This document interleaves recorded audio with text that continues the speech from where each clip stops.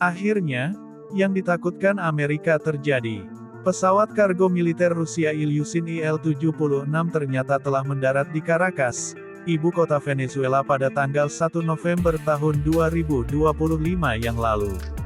Di mana hal ini merupakan tamparan keras bagi Donald Bebek Entok Trump dalam apa yang dilihat sebagai langkah baru menuju perluasan kehadiran militer dan politik Rusia di Amerika Latin. Menurut catatan penerbangan, pesawat kargo Ilyushin Il-76 tiba di Caracas setelah perjalanan 2 hari.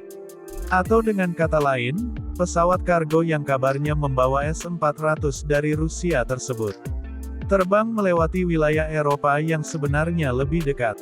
Namun, untuk menghindari pengawasan Eropa dan Amerika, menurut laporan sumber Moskow, setelah lepas landas dari Rusia, pesawat tersebut melanjutkan perjalanan ke Amerika Latin melalui Armenia, Aljazair, Maroko, Senegal, dan Mauritania.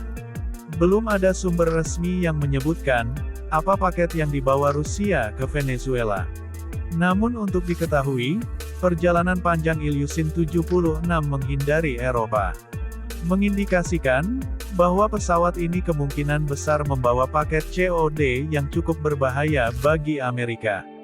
Bayangkan bro, jika indikasi S-400 memang berada di dalam pesawat ini, maka ada kemungkinan sistem pertahanan udara S-400 telah hadir di sana.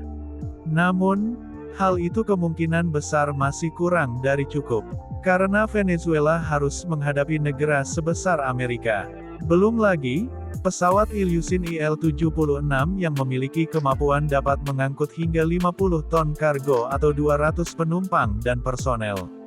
Biasanya dikenal mengangkut senjata ringan, perlengkapan militer, dan tentara untuk Rusia.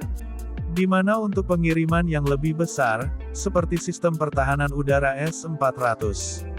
Biasanya pesawat ini memerlukan beberapa penerbangan. Atau dengan kata lain, jika terjadi aktivitas penerbangan masif Il-76 ke Venezuela dalam waktu seminggu ini, maka kemungkinan besar, sistem S-400 telah berada di Venezuela. Selain itu, misteri apa isi Il-76 tersebut ternyata diungkap oleh Wakil Duma Negara Alexei Zhuravlev pada media Rusia.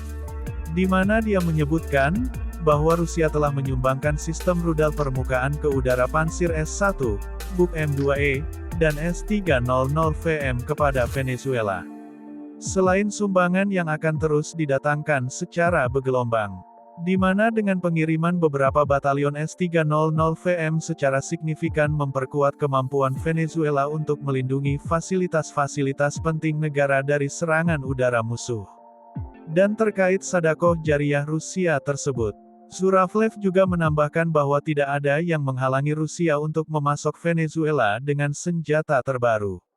Saya tidak melihat adanya hambatan untuk memasok negara sahabat dengan sistem baru seperti Oresnik atau, katakanlah, kaliber yang telah teruji. Tidak ada kewajiban internasional yang membatasi Rusia untuk melakukannya. Dan untuk diketahui, seperti dilaporkan sebelumnya, pesawat angkut militer Rusia Il-76 yang disewa dari perusahaan penerbangan swasta telah mengirimkan kargo rahasia ke Venezuela setidaknya 2 kali melalui jalur penerbangan menghindari wilayah Eropa. Di mana laporan tersebut memperkuat indikasi bahwa Rusia tidak akan meninggalkan rekan setia mereka dalam situasi apapun. Bayangkan bro, jika Israel ditempur oleh Rusia. Wajar saja Pak Donald marah, karena Israel bangsat bin haram jadah merupakan lumbung uang mereka. Hal ini tidak beda halnya dengan Venezuela. Karena 80% sistem senjata Pak Maduro merupakan buatan Rusia.